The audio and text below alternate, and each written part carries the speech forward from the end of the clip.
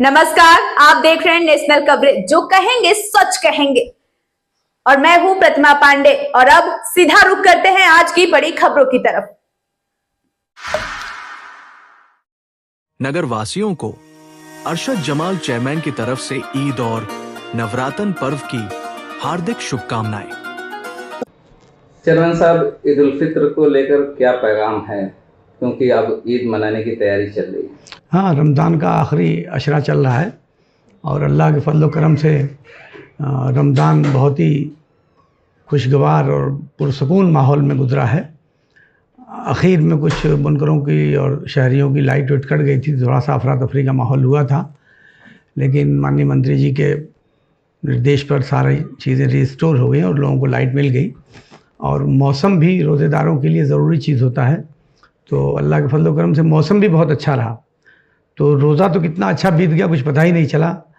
और दूसरा, अल्लाह का करम रहा कि पिछले 2-3 सालों के मुकाबले में इस साल साड़ी की मार्केट भी ठीक रही, डिमांड बनी रही, बिक्री उक्री भी कुछ होती रही, तो कारोबार भी और सालों के पिछले 1-2 सालों के मुकाबले में अल्हम्दुलिल्लाह कारोबार भी इस बार बेहतर रहा है। तो नगर पालिका की जानिब से ईद के मद्देनज़र साफ सफाई, पानी का नज़्म क्या है पूरा? देखिए, वो तो सारी तैयारियां कर ली गई हैं।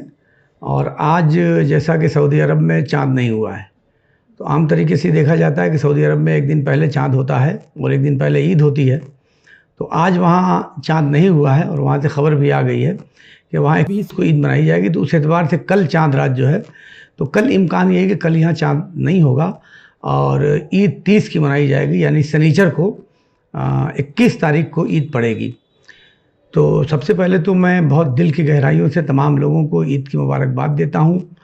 और रमज़ान में जो आपने इबादतें की हैं, जो रोज़े रखे हैं, जो ज़कात अदा की है, जो गरीबों, मिस्कीनों, यतीमों की जो इमदाद की है, उन सब के एवज़ में अल्लाह आपकी इबादतों को कबूल फरमाए और आपके घर, ख़ानदान और जितने मरीज़ हैं उनको शिफा मिले और घर में तरक्की हो।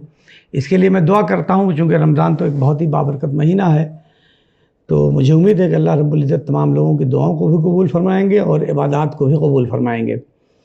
जहाँ तक आप नगर पालिका की तैयारियों की बात कर रहे हैं, तो नगर पालिका में चूँकि मेरे पास भी लगभग ये 13वीं मरतबा, मेरे रिजीम में ये 13वीं या 14वीं मरतबा ईद पड़ रही है। बकरीद को अगर मिला दें तो इस शहर के लोगों के लिए 26-27 मरतबा मैंने ईद और बकरीद की ये तैयारी कराई है और कोशिश की है कि बेहतर से बेहतर निज़ाम रहे। तो इस ईद पर भी पानी के बेहतर इंतज़ाम के लिए हम लोगों ने 12 जगहों पर तो अलग से किराए का जनरेटर लगाने की व्यवस्था की है, ताकि बाई द वे अगर लाइट कटती है तो पानी की कोई दुश्वारी ना हो। इसके अलावा 38 जगहों पे ऑलरेडी हमारे जनरेटर लगे हुए हैं परमानेंटली, वो भी चलेंगे। और अगर ज़रूरत पड़ेगी तो जगह जगह टैंकर भी पानी के लगाए जाएंगे। और सफाई के लिए तमाम टीमें तैनात कर दी गई हैं, मीटिंग कर ली गई है, उसकी समीक्षा कर ली गई है। छिड़काव लगातार जारी है। कल के लिए भी, फॉगिंग के लिए भी मैंने बोल रखा अधिकारियों को कि कल भी भीड़ भाड़ वाले जो इलाके हैं उन इलाकों में फॉगिंग की व्यवस्था कराएं।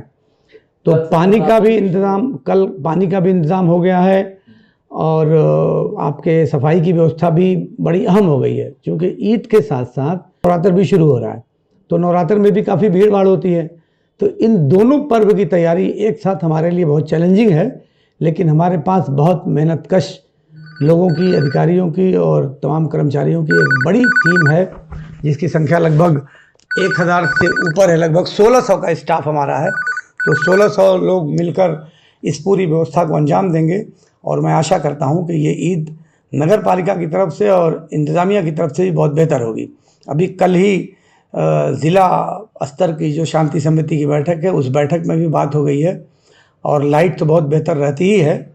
तो मैं तमाम अधिकारियों का और तमाम लोगों का शुक्रगुजार हूँ कि वो सब लोग ईद को बेहतर ढंग से मनाए जाने के लिए कटिबद्ध हैं। और दोनों त्योहारों को इस सामंजस्य से हम लोगों को आगे बढ़ना है और कोशिश ये करनी है कि किसी भाई के त्यौहार में दूसरे भाई के त्यौहार की वजह से कोई खलल ना पड़े। सब लोग एक दूसरे के त्यौहार में एक दूसरे की मदद करेंगे तो सभी लोग मिलकर खुशियाँ बांटेंगे और यही खूबसूरती है हमारे समाज की।